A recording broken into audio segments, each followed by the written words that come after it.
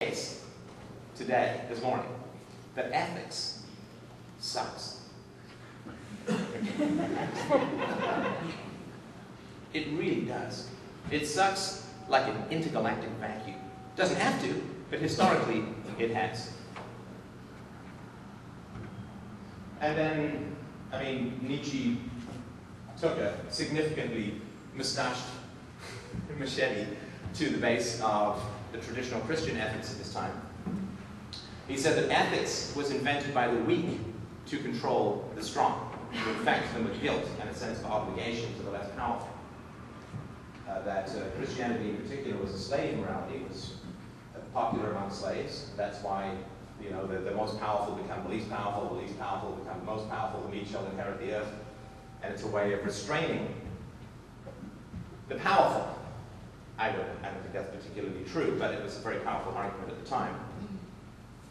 And then in the 20th century, with all of the relativism that came out of a lot of the German philosophers of the 19th century, you got the horrors of the 20th century, you got the Holocaust, and then people said, well, there's got to be something that we can be doing that's better.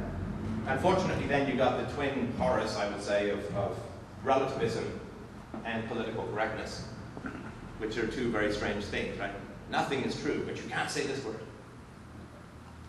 So, I mean, sorry, that's a completely ridiculously brief overview, but I just want to make the case. So, some of the very first ethical statements, I actually wrote down the books, some of the very first ethical statements, ethical norms that came out of history.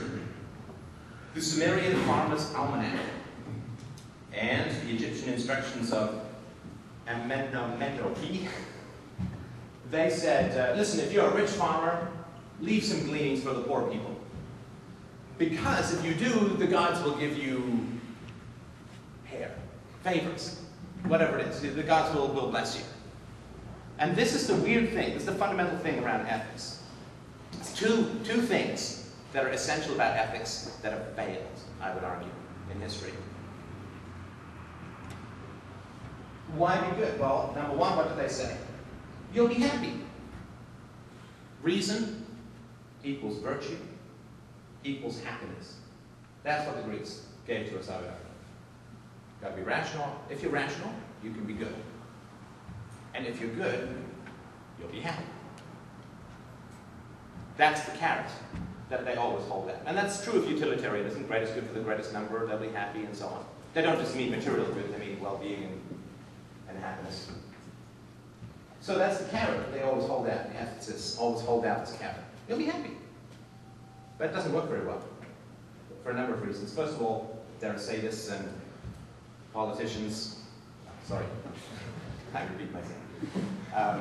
But there are people who enjoy being bad, who are happy doing ill, and not just because they're sadists, but because there's this whole physical system that rewards you for the gaining of power. Because we're mammals, right? We're not, you know, necessarily divine sparks that, you know, just happen to be passing through this fleshly realm. We are mammals, and so, like all animals, what we want to do is we want to maximize our resource consumption while minimizing our effort. And there's no better way to do that than be at the top of the political hierarchy. You know, a hat is, a crown is not just a hat that lets the rain in, it gets you all these goodies. So the achievement of political power from a pure, you know, what does they say, something like 30% of people in Asia can be traced back to Genghis Khan? I mean, that guy got around. So from a, you know, reproduce your genes and provide for your family, I mean, being bad is great. And that's why the body gives you all of these happy, happy joy juices when you achieve power, because it's good for you as a mammal to have power over others. So the happiness argument doesn't really work. So what happens, what's the backup position if you don't buy the happiness argument for virtue? Anyone here go to Sunday school? Yeah, okay. What's the backup position? Oh, you don't buy? Oh, where you going? You're going down to the toaster, baby. Yeah, so you get the curse, right? The curse of eternal hellfire, or in the ancient Greek world, I mean, there was Hades and so on. It wasn't necessarily the same as hell. But they would say, you'll be miserable and you'll go to hell. And that's how it works. You've got a carrot called happiness or heaven. You get to go to heaven, you get to be with your relatives. You get to go to heaven if you're good, and you go to hell if you're bad. Now, we have something that's almost identical in the secular realm, right? We stop at the border. We may not believe in the border. It may be an imaginary line. It may be, oh, this tax cage ends here. This tax cage starts here. I was love how they say, love it or leave it. You know, if you're in a zoo, you can choose to go to a different cage. We'll call that freedom. But we stop. Why? Because we respect the uniform? No, it's a costume. I don't respect fiber. My owls respect fiber. Right? Bowel joke too early? We'll save those. After that, maybe. But we stop because they've got guns. Right? So, heaven, happiness, freedom is what they'll give you if you're good. And by good, this just means obeying the law. But if you're bad, well, cats in blue suits will come to your house and drag you away to a cage. I'm going to make the case that this is insane. I mean, of course it's insane from a practical standpoint, we all get that, but there's a great quote from Nietzsche. You know, we've got this carrot and the stick thing. Be good to be happy, or we'll throw you in jail. Be good to get to heaven, or you go to hell. And Nietzsche said, I don't know what Nietzsche said. Nietzsche wrote. He wrote, all things that live long are gradually so saturated with reason that their irrational origins become improbable. It's very strange when you think about it that there should be this carrot and this stick in morality. Because if morality is true, if morality is valid, if morality is rational, if morality is empirical, why do you need all of these hysterical sticks and carrots floating around it? It makes no sense. I mean, picture this. You pick up a copy of Scientific American.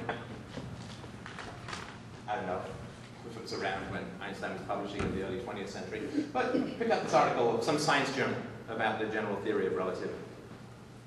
And it, you know, gives you the math, it gives you whatever, right? It gives you the arguments. And then it says, you don't believe the general theory of relativity, you will go to hell. But if you accept the general theory of relativity, you will float up to a paradise of eternal disco-dom forever.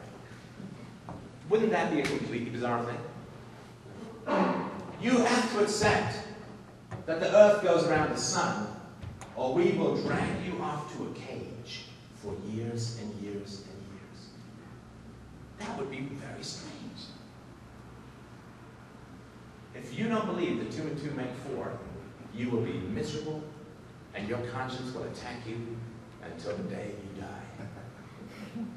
We would only say that if we didn't really believe it. We would only punish people if we didn't really know what goodness was. If we didn't really have any proof. You know, when people are incredibly overbearing and threaten you with stuff, it's because they have no basis for what they're saying. Because if you have a basis for what you're saying, if you can prove it, you don't need to threaten people with eternal damnation. I would argue that the carrot and the stick are indicative of the hollow, shaky base foundations of ethics, that we don't know what goodness is, we don't know why we should be good, we feel there's a need for everyone to obey, and so we threaten and bribe because we can't prove. And I would say until we can prove, these threats, these bribes, this nonsense, this hysteria